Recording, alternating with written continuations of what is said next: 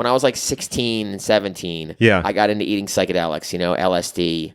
I was smoking weed. I was going to Grateful Dead shows, and it just blew my mind, wide open. And I just wanted to live that, electric Kool-Aid acid test, Jack Kerouac, the Merry Pranksters, the Grateful Dead, Bill Graham, 60s psychedelic. I wanted to live that life, on the road, Easy Rider, those types of influences.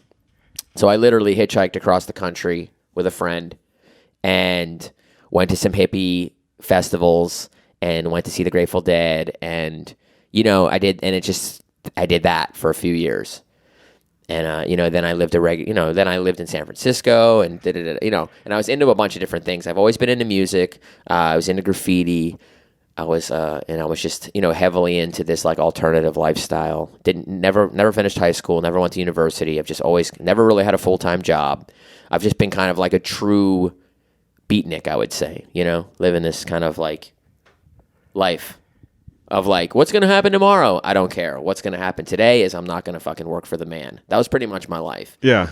And then, so I was living in Berlin, so that's what took me to Berlin as well, all that shit, the music and all that shit. So I was living in Berlin, working at this ping pong bar a couple times a week. Before we go to Berlin, but I just want to, doesn't it get like tiring? Yeah.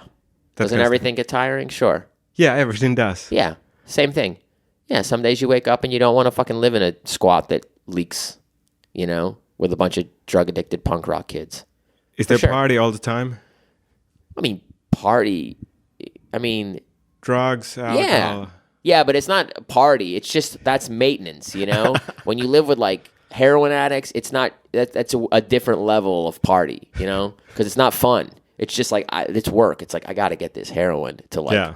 That's what it was. So, yeah, I lived in a squat in San Francisco for a while with like one room was alcoholic kids. That's who I lived with. And then the next room was heroin addicts. And then there was another room in the back of the house that was speed freaks.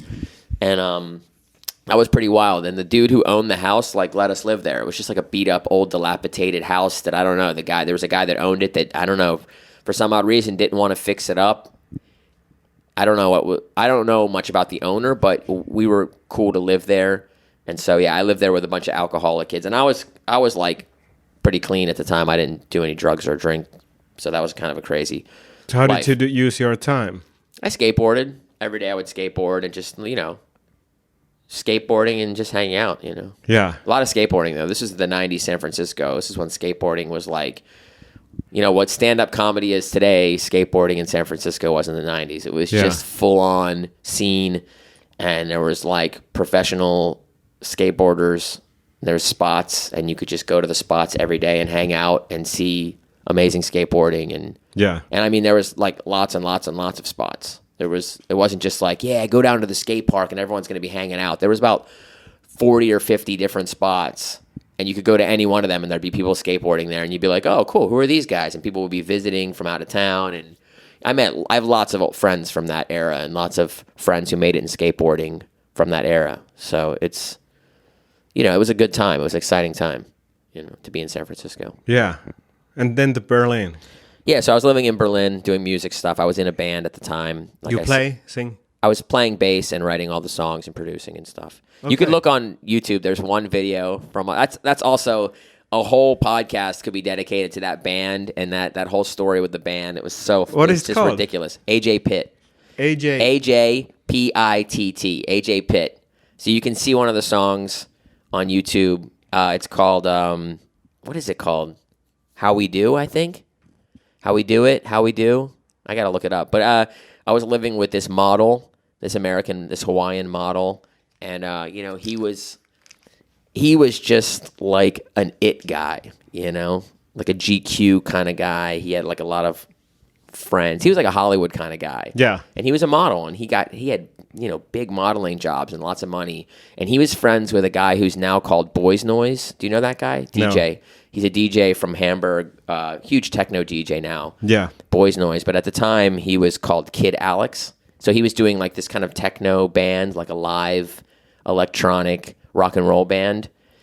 And my friend who's the model, his name is Kimo, he was the singer of Kid Alex. Yeah. And, Boys Noise, he's like pretty genius with the production. He's pretty obviously he's huge. He's like one of the biggest techno DJs in the world.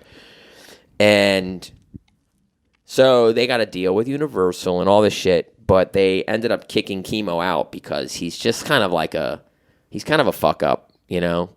Like, he's a good-looking guy, but he just doesn't want to work, and he's not like ultra talented, you know? His talent lies in just being in the right place at the right time, you know? So the label was like, nah, we don't want this singer. We want, like, you know, they wanted Boys Noise to be the front of the band. Yeah.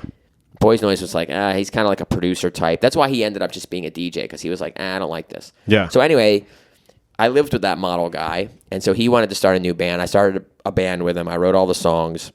He got these other dudes to produce it. So we worked in the studio, and it was going well. And then, we had an agent. We had a booking agent, and we were, like, opening for big acts like Rat Tat Tat and Lady Hawk and, like, just big alternative bands. And, it was going well, and he was going to put the record out, and we were probably going to do festivals. I mean, it was a huge agency that was, like, repping us. So I was like, all right, this is it. I'm just going to be doing this, which is fine. I mean, I didn't like the music. I didn't love the music. It wasn't like, you know, it was more like functional. It'd be like working on a show you didn't like. You know, I'm on this comedy show I don't like. It's pretty cheesy, but it's money. So I was cool with it. But then one day, you know, just things weren't going well for the model guy, and, you know, he was just doing drugs, and just his ego is very fragile, so he quit. Anyway, that's a long story. So he quit and the band ended. One day he just emailed us and he was like, I don't like the way things are going. It wasn't going fast enough for him, you know? Like, the agent, it was, we had gone 1 year and we had opened up for all these great bands, but we hadn't put a record out yet. We hadn't got a deal yet. And he wanted to really do festivals. And he was really pissed off that the agent didn't give us festivals that year. So we're sitting, like, in a meeting, and it was like, you know, we didn't do festivals that summer. So it was September, and we were sitting in the meeting with the guy, and we were reassessing what we were going to do. And I mean, this guy owned the agency.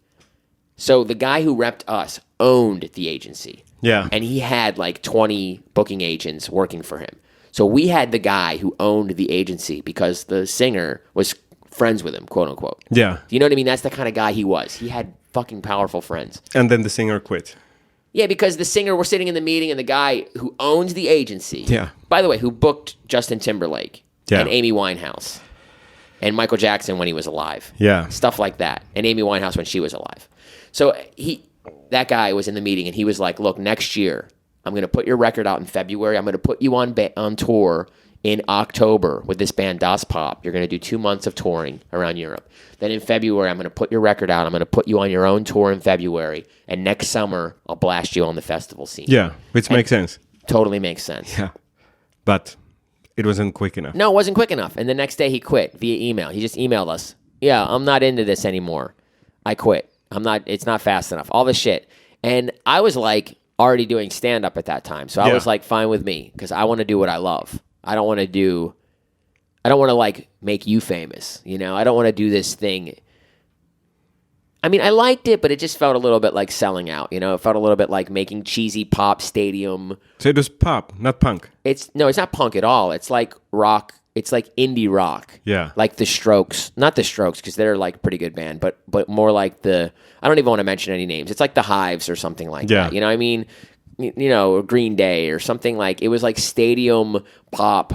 I mean, you'll hear it. It's like very like produced, and, you know, the lyrics are like, you know, only going to be like, you know, catchy, and, you know, it was all about trying to get the young girls and the young people, you know, the safe sell telephones type of money. It was a money making scheme. Yeah, so it was like a rock boy band. It was like a rock boy band, but, you know, we were adults, unfortunately. I mean, if we were younger, it would have, like, popped super. If he was young, it would have popped.